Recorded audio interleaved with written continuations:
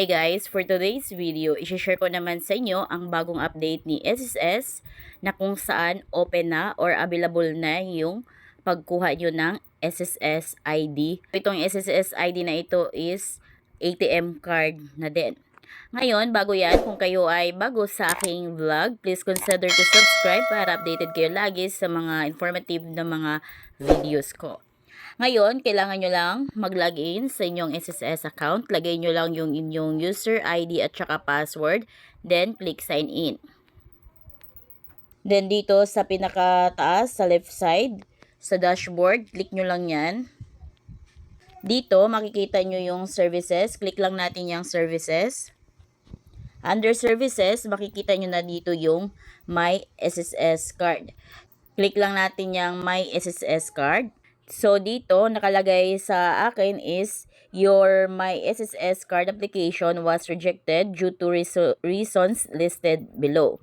So, sa akin guys, dahil ako ay may UMID ID na, sa akin is rejected dahil may UMID ID na ako na Union Bank. So, pwede namang kumuha kayo, basta ipa-close nyo muna yung account ninyo sa Union Bank, which is your account na UMID kay Union Bank. So, para makapag-apply kayo ng SSS card or SSS ID sa ibang bank, which is the Discartec, yun yung bago ngayon. So, kailangan nyo munang ipa-close yung UMID Pay card account ninyo sa Union Bank. Para mapa-close nyo yung inyong UMID ID card, so, kailangan kontakin nyo or pumunta kayo sa Union Bank mismo para magpa-account closure kayo. So, again, pag once na kayo ay may UMID ID na, hindi na pala kayo pwede dito kumuha ng SSS ID sa ibang bank. Kung kaya ang nakalagay sa akin is ganito. So, paano naman kung wala pa kayong UMID ID? Pag wala naman kayong UMID ID, so pwede kayong makapag-proceed dito. Pag nakapag-proceed kayo dito, magkaroon kayo ng transaction number.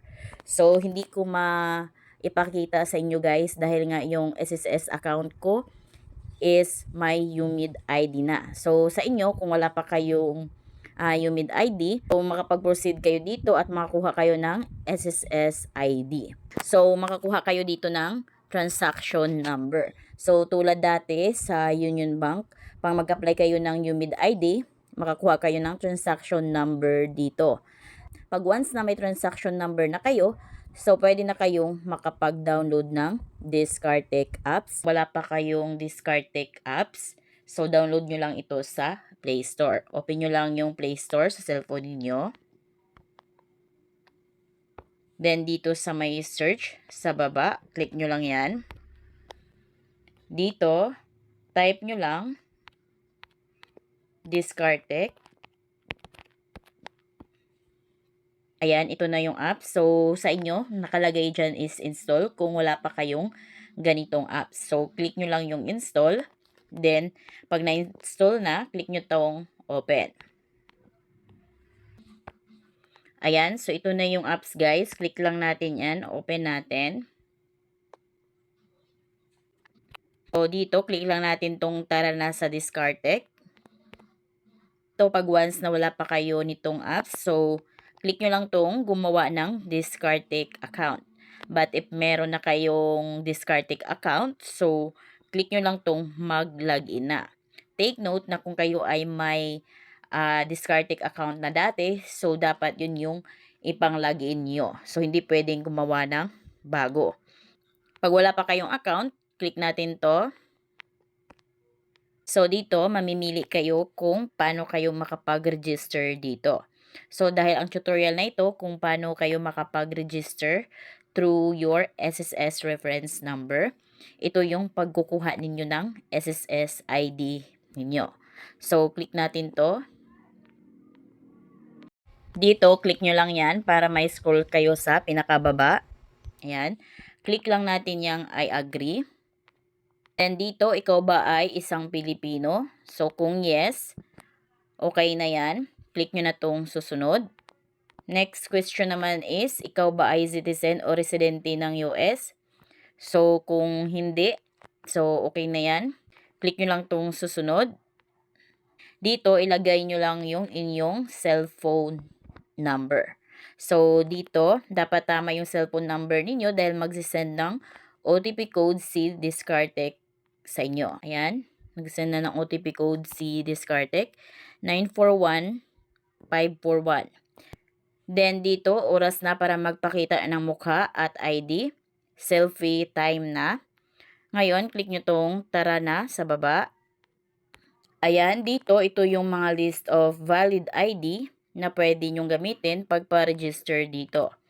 So, dito guys, kung ano lang yung list of valid ID na nakalagay dito, so, yun lang yung pwede. Dito, ang pipiliin ko is LTO, driver's license. Click natin yan.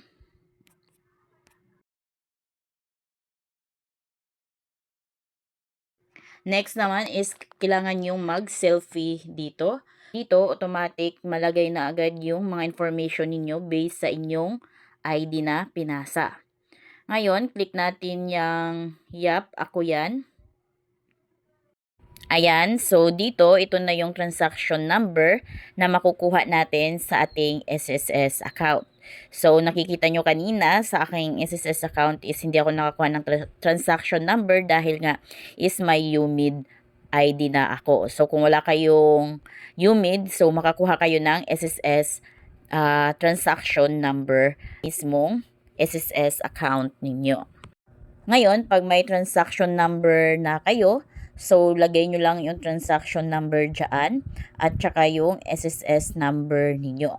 Dapat tamang-tama yung transaction number at SSS number para makapag-proceed kayo dito. So, ako guys, di na ako makapag-proceed dito dahil nga is wala akong transaction number dahil nga may UMID ID na ako. So, ngayon, hanggang dito lang yung mapapakita ko sa inyo. So, kayo, pag nakapag-submit na kayo dyan, makapag-process na kayo. Pag nakapag-proceed kayo dito, so magkaroon na kayo ng Discartec account. So, pag may Discartec account na kayo, so open nyo lang yung Discartec apps ninyo. Mag-login lang kayo. Ayan, pagka-login nyo guys, makikita nyo na agad yung ganito. So, as you can see, sa pinakagitna, makikita nyo yung cards.